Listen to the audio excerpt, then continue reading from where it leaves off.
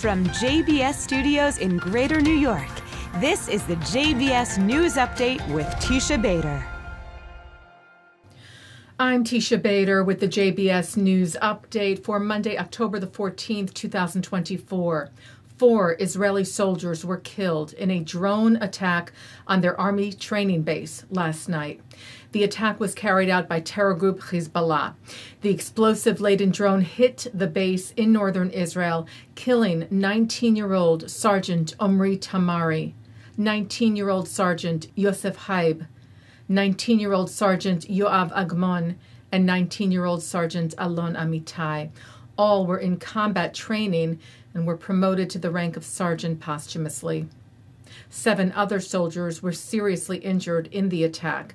The IDF shared its condolences and said it was investigating why sirens did not sound in the area to warn the soldiers of the incoming UAV. And an IDF soldier was killed fighting terror group Hamas in Gaza today. The IDF said 19-year-old Sergeant Koren Bitan was killed in battle in the southern Gaza Strip. Earlier yesterday, the IDF said a large barrage of anti-tank missiles was fired toward IDF troops in southern Lebanon. During the attack, it said 2 IDF soldiers were severely injured and multiple other soldiers were lightly and moderately injured. And rockets and drones continue to bombard northern Israel as well as central Israel throughout the weekend and into today. On Friday, Yom Kippur, a drone from Hezbollah hit a retirement home in the city of Herzliya, causing damage, but no injuries. The IDF said 320 projectiles were fired by Hezbollah toward Israeli civilians on Yom Kippur alone. And the rocket fire continued today, including a barrage at the city of Carmiel near Haifa. The IDF said most of those 15 rockets were intercepted, though several made impact. There were no reports of injuries. And later today, red alert sirens sounded across Tel Aviv and the surrounding area in the Sharon region, sending millions of Israelis to seek shelter. There were no reported injuries there. Another 15 rockets were fired at the Upper Galilee this evening. Some of those were intercepted, others landing in open areas. And the IDF continues to respond to the rocket attacks from Lebanon, hitting Hezbollah terror targets in Lebanon, and said today that the Israeli Air Force eliminated the commander of the anti-tank missile system in the Radwan unit of Hezbollah, who was responsible for planning and carrying out many terrorist plots, including firing anti-tank missiles at northern Israel.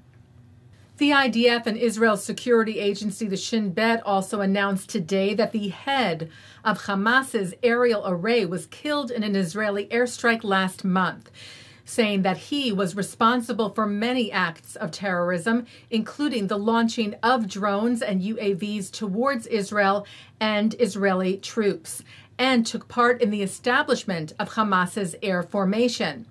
Also saying that he was among those responsible for the infiltration plans of the paragliders and the unmanned aerial vehicles that penetrated Israel during the murderous massacre on October the 7th. The Pentagon said U.S. Secretary of Defense Lloyd Austin spoke over the phone with Israel's Defense Minister Yoav Gallant yesterday to express his condolences for the IDF soldiers killed in the Hezbollah drone attack in northern Israel Sunday night, where the Pentagon said Austin reaffirmed the deep U.S. commitment to Israel's security, demonstrated by an announcement yesterday, the Pentagon noted, of the deployment of a U.S. terminal high-altitude area defense battery to Israel in the coming days.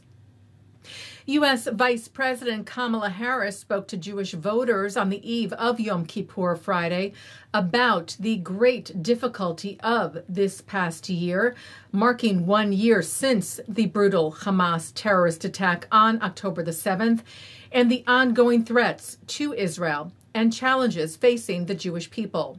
Harris said we all must work to ensure nothing like the horrors of October the 7th can ever happen again. As president, she said, I will always work to ensure the safety and security of the people of Israel and Jewish people here in the United States and around the world. Regarding Gaza, Harris said she is working to ensure that the war ends such that Israel is secure, the hostages are released, the suffering in Gaza ends, and the Palestinian people can realize their right to self-determination.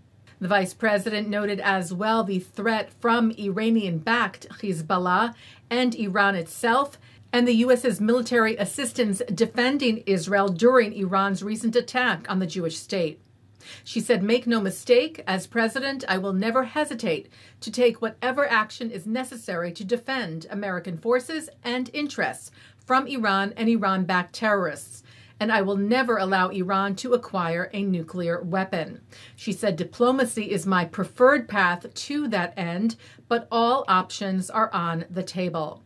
Harris also noted the surge in anti-Semitism since October the 7th and said, "As president, I will do everything in my power to combat anti-Semitism whenever and wherever we see it." Well, hundreds marched in New York City's Central Park yesterday to mark the 23rd birthday of American-Israeli hostage Omer Nutra, his second birthday held in captivity. The gathering was led by his parents, Orna and Ronen Nutra, with a call for the immediate release of all the hostages who remain captive by Hamas in Gaza, now for 374 days. Taking a look now at our programming for tonight on JBS for Monday, October the 14th. At 7 o'clock in his Kol Nidre sermon, Rabbi Ammiel Hirsch offers wisdom for the new year. At 7:30, I speak with musician John Ondrasik, who talks about being one of the rare artists in the entertainment industry to advocate for Israel, especially since October the 7th. At 8, Abigail Pogrebin speaks with Rabbi Charlie Schwartz and author Joshua Foer to discuss the Jewish tavern they're launching that's focused on Chevrutah learning and more. At 8:30, it's the short film Perfetto for the upcoming Sukkot holiday. At 9, it's Rabbi Robert Wolkoff on L'chaim. And at 10, FIDF CEO Steve Weil is joined by Dr. Ari Sacher to discuss the current bombardment of Hezbollah rocket fire currently taking place in northern Israel and beyond. And coming up next, it's Good Week Israel. And that's the JBS News Update for Monday, October the 14th, 2024. I'm Teisha Bader. Am Yisrael Chai.